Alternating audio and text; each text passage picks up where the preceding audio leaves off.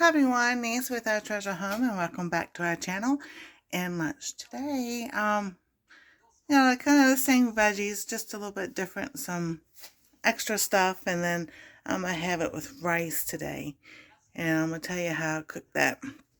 So it's Leeks, and yes, I used the rest of my sauerkraut. I didn't use it last night because things just changed, but I added radish skins and beets this time, and I have leeks, an onion, white onion, my sauerkraut, radish skins, and beets. And then I'm gonna put it in a bed of rice. And then, yes, I have a lot, because some of it is going to be used for dinner tonight. There we go, and there we go. And then you can put soy sauce, whatever. I have amino acids. I don't know if I'll put any thing on it or not. I might just leave it like that.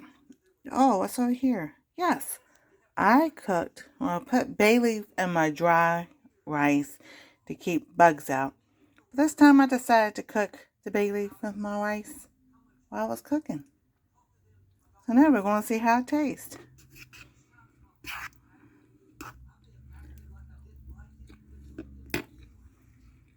Still tastes like rice. Okay, I'll do it again.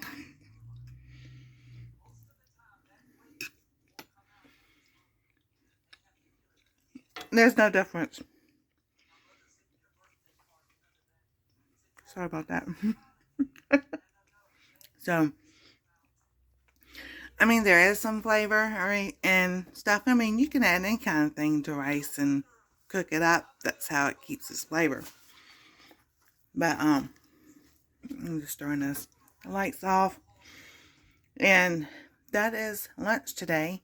Now, little one, she had radishes. She's had some rice. And then, and beets. Love this girl. She loves vegetables. That is so awesome. Just like her daddy. Yay. So, here is a quick tip. This light right here. You see the salt? I don't know what was on that. But as I was cooking the rice on that light, there was flames underneath of it. I was like, uh-oh. So there was a little fire going on. So I moved the pot, and I'm like, there is a little trick. You do not use water to douse fire on the stove. Salt.